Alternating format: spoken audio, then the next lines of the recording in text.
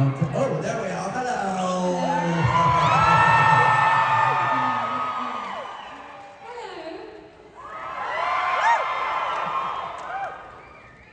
I think we're all very excited to see the both of you this afternoon. How's the fundraising turnout so far? Good? There's a crane. Oh, yeah. It's a bloody crane show. How nice. Nice. I love you. Well, to kick things off, I wanted to have a fun icebreaker. Now, it's easy enough to look at IMDb and see what your first credit is, but I want to hear it from you what your first professional role was. First fashion what? Professional role. Oh, professional role. What was yours, Bill? I think it was the Canterbury Tales. My first professional acting role. Oh, right, okay, yeah. Yeah. Canterbury Tales for the BBC was an adaptation. I think it was that. That's quite high end for a first gig. Mine was an anti-smoking film for Glasgow City.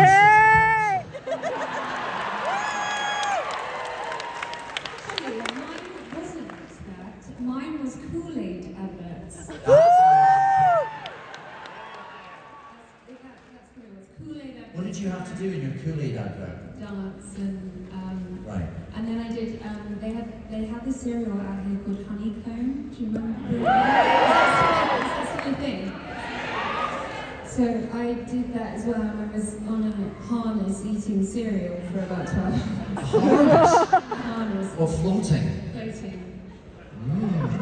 That's how I like to eat my cereal now. Ideal.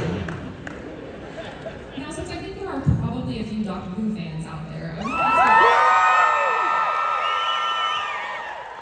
one of my favorite things to do back in the day was watch the video diaries that you made while yeah. Doctor Who. Yeah. How much fun was that to get to kind of predict what you were going to be like telling fans later on once they got to see it and having this conversation with them in advance of actually like showing it and having that kind of behind the scenes content while you were making it? Where can you find that? It's on YouTube, baby. How much of it is there? 'Cause we weren't that good at filming stuff. Well, I did end up filming quite a lot. Did you? I think I was a bit insufferable. No! I got given a camera by Phil Collinson. Phil Collinson, by the Doctor Who Confidential team. Oh yeah. And it ended up on DVDs. Do you remember DVDs? It was DVD extras, wasn't it? So Is it good? Well, I mean, Is it us turning on the Christmas lights? I was turning on the Christmas lights. We did that, and just sort of arsing about on set. There was quite a lot of that, yeah. But that was sort of before, content. Yeah. So it was. Vlogging. It was Video vlogging, I guess. Yeah. I suppose it was. We had absolutely no idea where that was going to go to become. Yeah. So much fun to watch as a fan, I will say that. Yeah, I like to watch those again. They're all on YouTube now, so you can catch them. That's me on the plane. Yes. Now, speaking of Doctor Who, Billie, at the top of the year, I moderated a panel for you, and it was just before the announcement of the Big Finish series that you're working on with Christopher Eccleston. What has it been like getting to see how excited fans are for that now? I mean, it's been 20 years since Rose aired. I know. It's amazing. I just love it as a concept, as an idea, as another avenue for the show that you get to kind of relive your dynamic through Audible. It's kind of it's just a bit of a gift, really. It means that you can still be part of it without, being seen, without aging. It's a much calmer way of making the show. And speaking of fans, I think we have a few fan questions. Are we ready for that? I see a line. Oh, I see the first one right here. Hi. Oh, Hi. It's fine, I didn't need that too. So my question is for David. Okay. So first of all, I just really truly love and appreciate how you bring such joy and depth and incredible vulnerability to all of your characters. However, I sensed a part. It's there. I I have noticed you often play characters who lean towards darker or more morally complex side, and I'm wondering what draws you to those kinds of roles. It's never that thought through, really. If you get sent a script and it's exciting and it's something that feels different or challenging then that's what you do. That's if you're lucky enough, that's the one you say yes to. And it's I'm not seeking out darkness or oddness but they tend to be. They come to you. They come. Do you remember what was that part you played just before we started filming Doctor Who? And you were playing a psychotic. Oh yeah. And that guy screamed psycho at you in the street. Do you remember? Yes. Secret Smile. Oh yeah. And that was about. So you've got a point. Yeah. There is a running theme. Yes, but they're just. They're more interesting parts to play. I think that's probably what it is.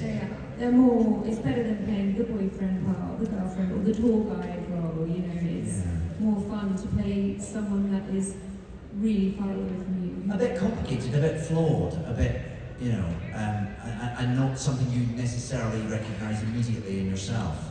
And then the fun part is kind of drawing the lines between somebody who feels very far from you to where you finding ways that you can identify with those sort of aspects of a personality. So I suppose it's just the straightforward heroes are never that interesting.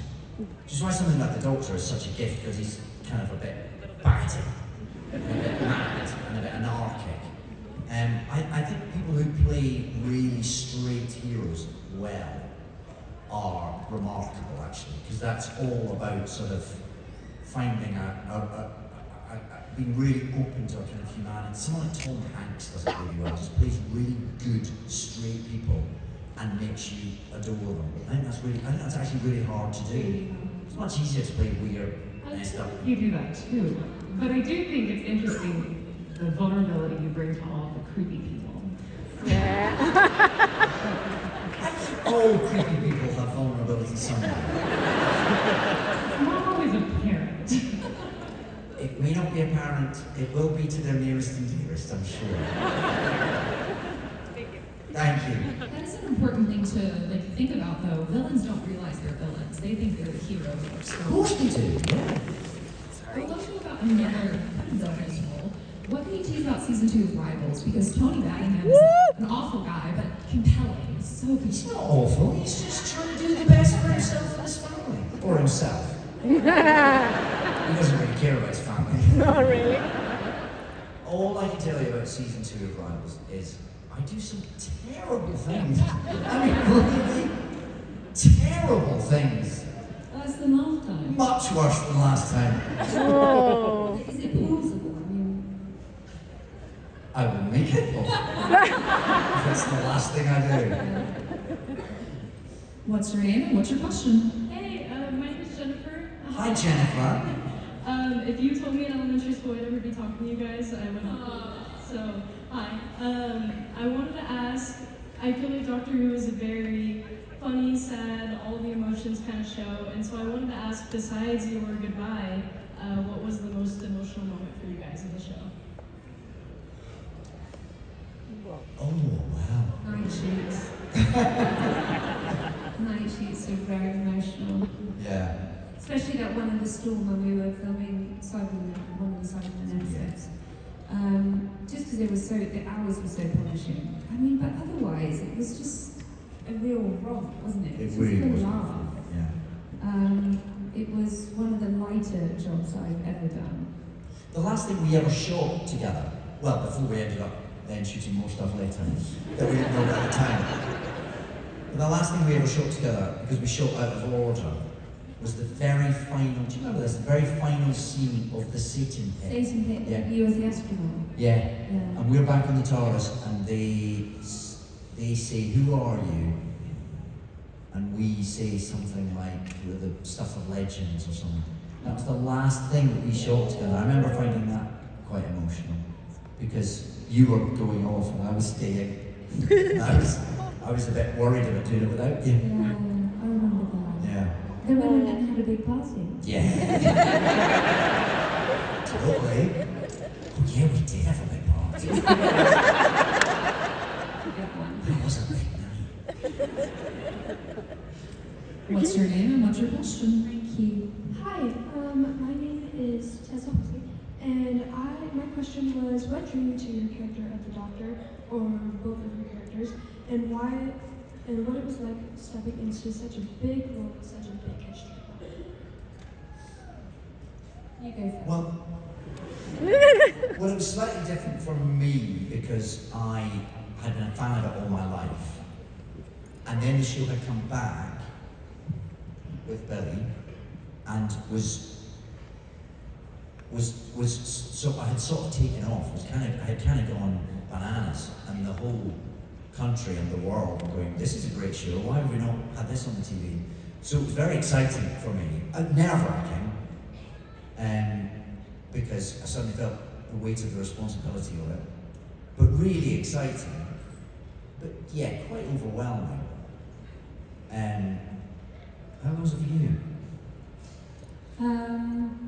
I was really drawn to the part. I mean, for me, just auditioning for Doctor Who, I was just auditioning for it because I was an actor trying to get a job, and I really liked the role of Rose. I thought, oh, I can totally relate to this 18-year-old chick. Like, I understood it. I understood certainly those frustrations of wanting something more to happen in your life. That was my entire childhood. I always felt like that. And her relationship with her mum, I really understood, and I felt like I really placed her. So I was just going into it that way. I had no real concept of the size or scope of Doctor Who at all. Thank God, because I think I would have been really, really frightened to know the world. And then when going into filming it was huge. But then when it came out, I remember feeling really overwhelmed by what it became and how much of our lives it kind of took up in a positive way, but also in a way that's quite like a lot. I think that those are my first feelings of doing Rose, choosing Rose. Thank you. Thank you. That's a great question. What's your name and what's your question? Hi, my name is Josh. We love the jacket. We love it, Josh. I'm going to brag to my friends about this one. So my question is, out of all of the aliens that both of you fought as your time being the Doctor and Rose, which one did you think conceptually was the most cool or fun or interesting? Like, because obviously there's the Daleks, the Cyber, the Angels, Double Boy, she'll get you. Which one do you, which of all the many, many villains, which one do you think was the coolest? The coolest? Conceptually. Yeah. Ooh. I think for me, the sort of, the one that, because I love Daleks, I love all the classic ones, I love the Huge. The Angels are amazing. But the one that is, because we still don't really know what it was or is, might be in the episode Midnight.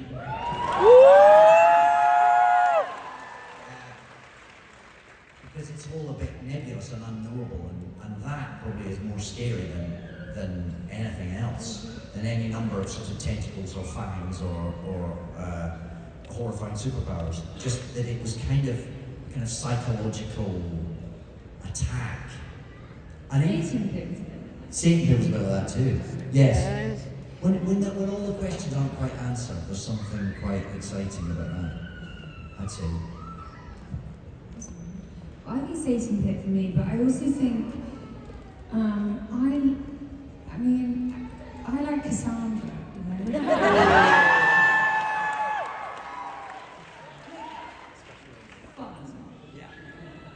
Fun villain. That's true, very fun villain. And fun for us to Oh yes, it was. Yeah! We got to play each other for a bit. Yeah, and just I don't know. That one felt to me to be quite fresh and exciting. I love that. Yeah. That's a great question. What's your name? What's your question?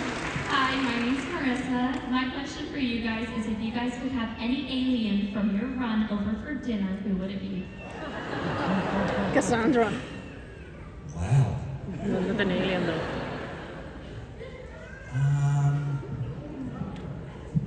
It's not an alien. Any alien? I mean, Let's go through them. Well, that's going to take a long time. No. I mean, you wouldn't have Cassandra because she wouldn't eat anything. She was human, Oh, yeah. she was human, that's right. Has to be an alien. Oh, it's really hard. Maybe this is a theme. Dinner party guest.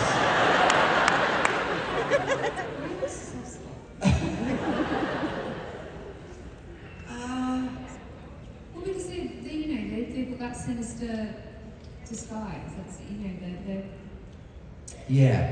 So they come in disguise. come in disguise. And then halfway through dinner, they'd slip into something more comfortable. And then it would all get a little bit hectic. Yeah. Well, it'd make for an exciting evening, I suppose. But there's got to be a better one. Have you got a good answer for this? Yeah. No! The Ood. The face of Bo. That's exactly That's a it. really good one. You can, the face of the bow, you can see people there having a real long chat. Yeah. You know what I mean? Did the face of Bo speak though? Yeah. Yeah. I guess it did. Telepathically. There's a sort of oracle quality. Yes, yes, yes. Although technically isn't the face of Bo human as well? Oh. We keep coming into problems with this. I mean, the Doctor is an The alien. best alien, yeah. Dogs and alien, that's true. That's true. Yeah.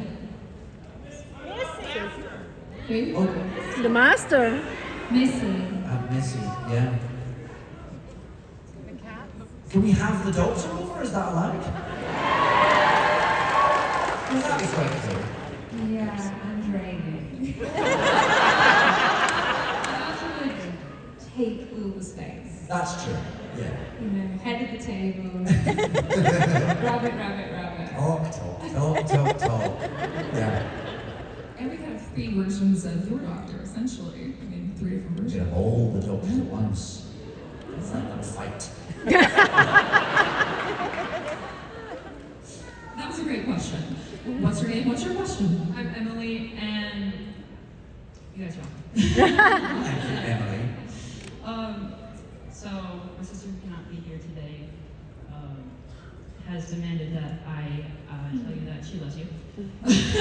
Lovely said. Yes. And then my question is, it's about midnight. Okay. What do you think the midnight creature would look like conceptually? Would it be more just a shadow, or would he have two forms? Does that make sense? Yeah, I don't think it looks like anything. I think, because of course it just reappeared in another episode. And it didn't really show up in that one either. So, I don't think it looks like anything. I think it's a state of mind. Oh. That's what I think. There you But go. if it were a person, If it were a person, who would it be? Rutger Hauer.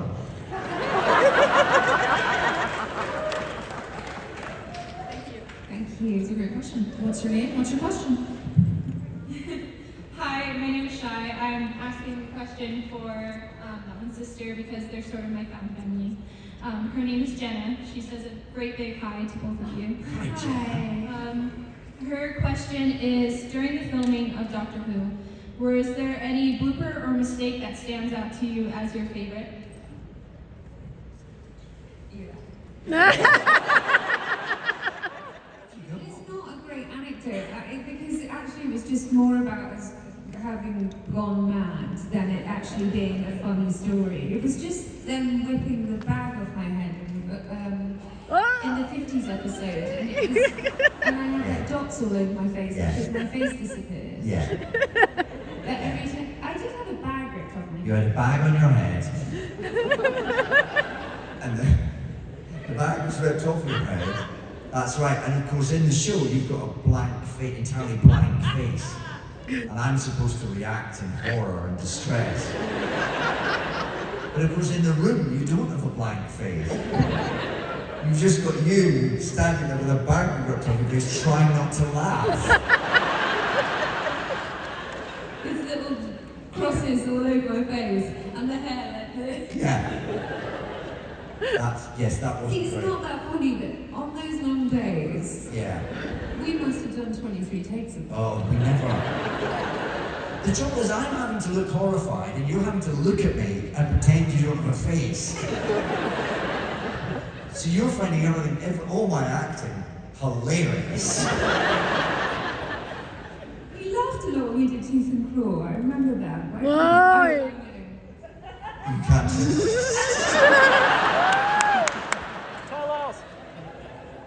Anyway. Also when we were on the Gower Peninsula, do you remember from New Earth? Yeah. And we were talking about, we had to do it twice. Do you remember we had to do it twice? We went down in the middle of summer. It's the most beautiful place on earth, the Gower Peninsula, which is why they went there. The idea is we're landing in New Earth and we come out and we look across this beautiful, beautiful landscape. And we shot this on a beautiful summer's day. And then there was a problem with the camera. And we lost all the footage. And we had to go back weeks later, by which time it was the depths of winter. And it was windy and wet. And it did not look as beautiful as it once had done. And we had to lie on the grass and pretend that we were having this wonderful time. And all that happened is your hair was across your face throughout. Oh, it's so annoying. Yeah. That stuff just drives me mental. Yeah. Other bloopers. Yeah. Were there any others? It was usually just us laughing. Messing about. Yeah. Yeah. Thank you. What's your name? What's your question? Hello, Hi. my name is Dice, and first of all, hi. Doctor has been a great inspiration to me. I'm a creator, and my outfit is probably very Doctor-esque. Oh, I love that.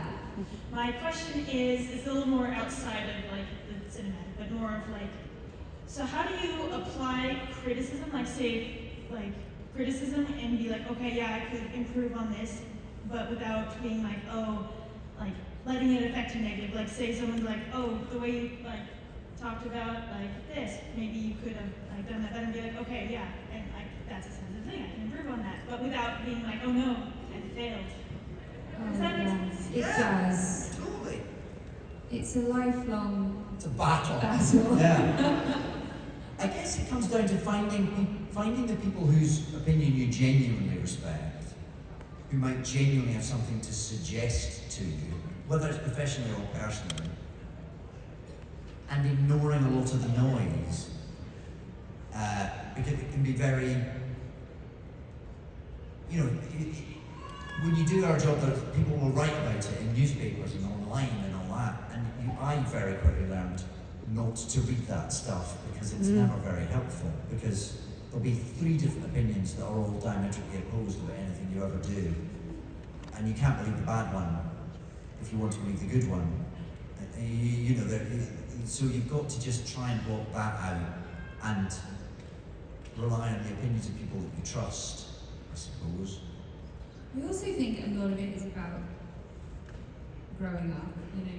Certainly when I was a younger actor, I didn't have maybe as much confidence in my abilities, so when someone would give me a note, all I heard was, "You're acting." That's all I heard.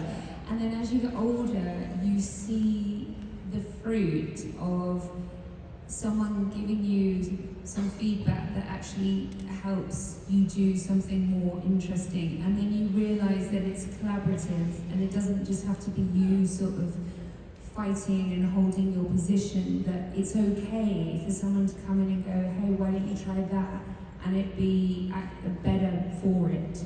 But again, I think that does largely boil down to whose notes you're taking on board. Yeah. And sort of just getting a bit older and growing in confidence yourself. yourself and believing in yourself more.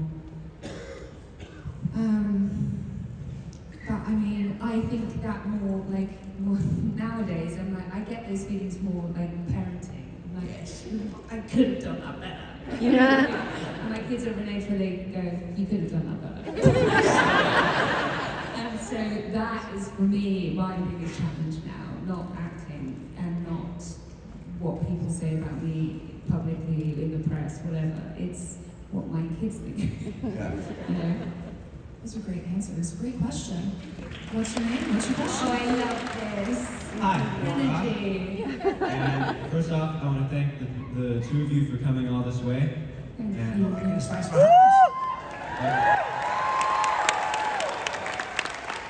So my question is there anything that you would have liked to have done over the course of the show that you never got to do? Yes. A musical number. Oh yeah. Because like They do it all the time now. yeah, they're just knocking off a song here and Yeah. there, and it's like, where was that? I mean, Yeah. The other thing that I always wanted to do, which they have also now done, is go back and meet the Beatles. In the same I episode. really want to do a Beatles episode, and they now, in fact, I think in the same episode Yeah. they did the Beatles and the dance. Yeah. number. which episode's that? One of Shooty's ones. Oh, I have to see Yeah. that. Oh, that sounds amazing. All at once. The Beatles, a musical, the whole thing. You musical ones in that series. Whoa! Did he say do it? We'll do it. Okay. Yeah, sing! Sing! There is probably a stage musical to be done, isn't there? Yeah. We'd have to do it 8 times a week. 8 times a It's a week. lot, isn't West it? End. In the West End, yeah. Come on, let's do it. Yeah!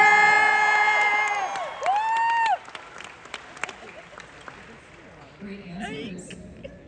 Thank you. What's your name? What's your question? Hi, my name is Mac. Hi. Hi. You both had the opportunity to participate in a variety of forms of art across your career, through film, theater, music, voice acting, and such. I was wondering what your favorite act of storytelling or form of art to engage in is. Wow. Theatre for you, is it? I don't know if it, maybe sometimes, not as good it is. I think live performance in any capacity when it's good and not for longer than a week. And I really like writing. I get a lot of satisfaction out of that. Creatively, that's kind of my favourite thing at the moment. Interesting. Yeah. And sewing.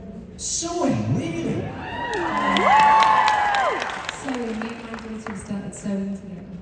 Are you like making your own clothes? We make Barbie clothes and like win curtains for her doll's house, and we do it on my bed every night from like 6 till 7 watching Sewing Baby. You are ridiculously adorable. It's the best. That is great. Yeah, and she's really good. I'm getting there. She's actually very good. Is she really? Yeah, she's so dexterous. It's crazy to me. She threads all my needles because I can't see a thing. Yeah, she's really good. How about you? I don't know, I don't feel like I've got quite the range. I mean, I've never had a top 10 single, for instance.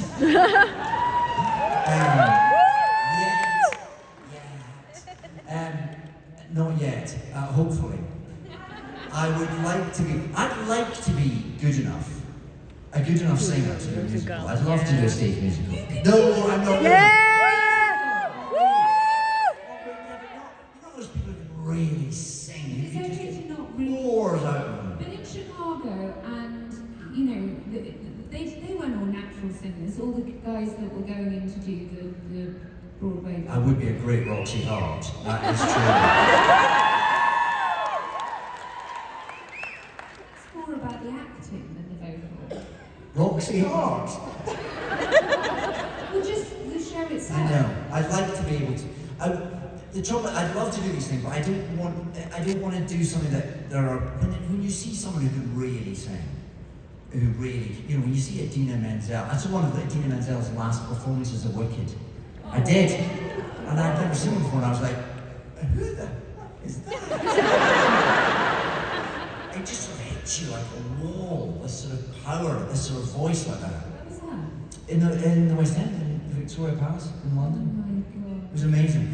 So I'd like to be able to do that, but unless I could do it as well as I could do it in my head, I don't really want to do it. I want to leave it to people who can. And also, I feel very lucky I get to do the thing that I always wanted to do, and I get to do a variety of versions of it. So I don't, yes, I'd love to be a Dean Mansell. But I'm coming to terms with the fact that I'm not. That was a great question. What's your name? What's your question? Hi, I'm Miranda. Hi. Hi, David. Hi. So, I was rewatching Doomsday in preparation and crying alongside Billy. And the way you cried is so realistic in that scene and heartbreaking. I feel like all of us would cry that way if we never got to see David again either. That's very interesting. My question is, there was something very different about the Rose Pen dynamic that I felt everyone watching could really feel. It was very different from many of the other breakups or where you see a companion, you say goodbye to a companion. And so I was wondering if you could both touch on that. Why do you guys think that what was so special between these two that made that difference? Well, it starts with how it was written. I mean, Russell wrote it as a love story. Yeah, it's He was pretty unashamed about that. So, and when a great writer is writing that for you, then you just play it, and you get to play it with someone that you have such a great time with and such a great respect for, and who's really good. Then hopefully that's what happens, I suppose. I think you're right. I think it was very clearly a love story, and I'm not sure that was sort of recreated anymore. No, I think certainly not when I was there. I think that the relationship with Martha was a different type of thing. The relationship with Donna was a different type of thing. So we play each one as it's written, as it's delivered. Yeah. But yes, because it's a love story and because of the way they were so violently kind of torn apart, it was pretty heartbreaking. Yeah. Thank you. What's your name? What's your question? Hi, I'm Marissa. Hi. Big fan, by the way. Thank you guys for being here. So my question is, you guys have both been on Doctor Who, several different episodes, several different seasons. What do you think you brought to the table different from the previous times that you played like the Doctor and that you played Rose, for example?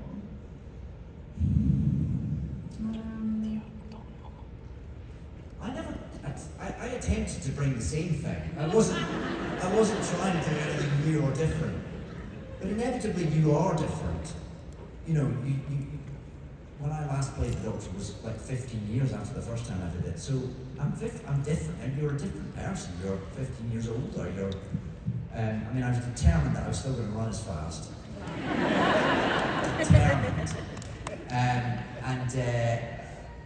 But if anything, I was trying to be the same because I think that's one of the joys of if you're a fan of a show and you see characters returning, you want to see the same character returning. You don't want to I wasn't going to come back and play another version of the Doctor with a completely, with a new voice and a funny walk and whatever else because you get somebody else to do that. That was part of the excitement is that you're revisiting something, but inevitably it's a bit different because you're a bit different. So that's impossible to avoid, I think. I came back to the moment, which was obviously This was a different thing, yeah. And that was really fun because I'd already been back as Rose, and then I was thinking, I feel like we're milking it now. This just feels excessive. So it was Stephen's episode, wasn't it? Yeah. Stephen was like, we're going to do something really different. Yeah. And it was the moment which was really super fun, not at all realistic, not sort of steeped in reality, I guess. But yeah, I'm sort of with you when it comes to playing Rose again on the Big Finish. I just have to check my voice is the same, like the same quality. I have to listen to it. Yeah. And my voice has dropped over the years. It drops in, I feel like it drops an octave with every kid. I think it does drop the Your voice does drop as you get older, anyway. Influenced by it. I mean, I think so, yeah, I think so. Yeah. Well, mine was definitely a lot higher. Do you pitch it up? I pitch it up. You do, right? Yeah? Thank you. Is that a bull mastiff? English mastiff. English mastiff. This is Alfie. Hi. You've got a great outfit on. There we go.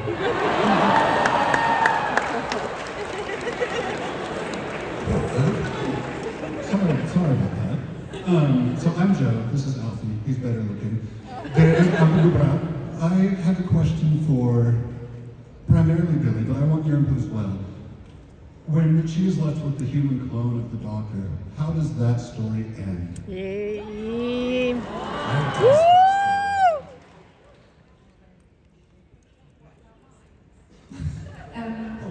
What happens when they go home together?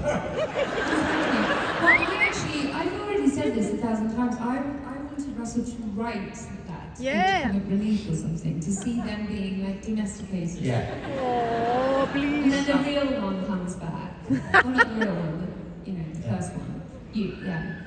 And it's funny though, isn't it, after all that, when they finally go home and shut the door and sit down over the breakfast. What's the chat? What's the chat? And also, how do they, what are they doing? What the hell? What the hell? I know, I always wanted him to write that. I just think it would make the most hilarious comedy sketch, probably. What if they didn't get on? No, they wouldn't get it. They would? No, because he's second best, isn't he? Oh. I feel both thrilled and offended. Sloppy seconds. Sloppy seconds, yes.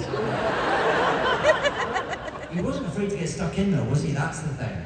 Yeah, really keen. Really, a bit over keen. Too keen. Too keen. That's never attractive. It sounds like we need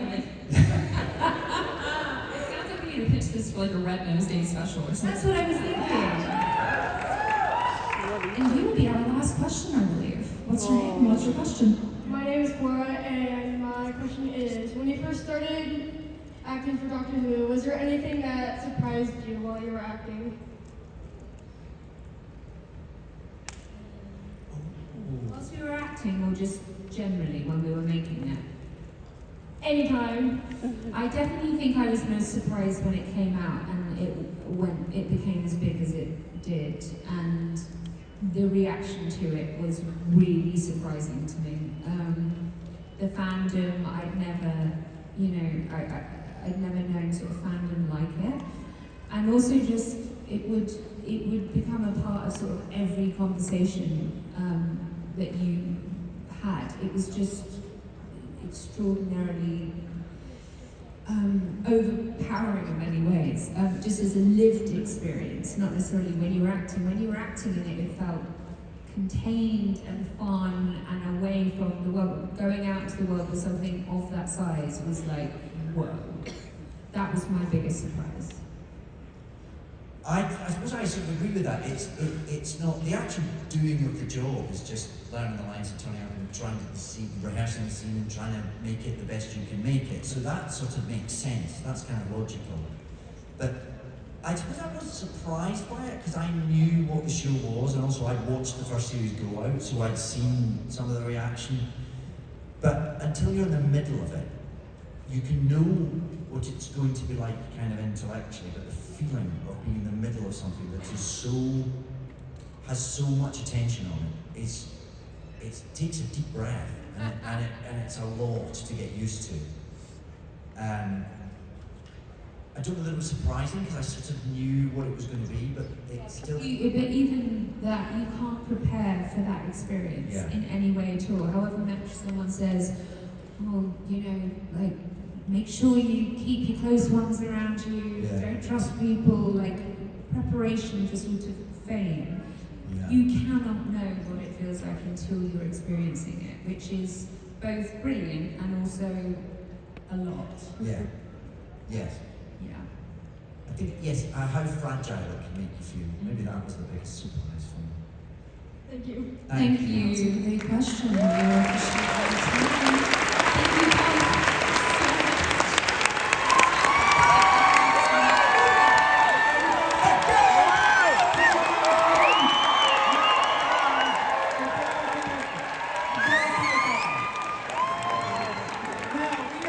Thank you both so much. And you're gonna turn on your cell phones and show your, you gotta turn on, light up, light up, light up, light up, light up. Oh, what a huge audience.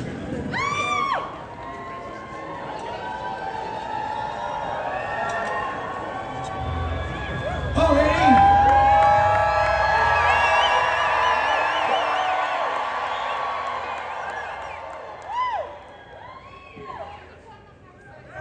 Can you turn the house, they want the house lights up. Can you turn the house lights up, please? I want to see the audience.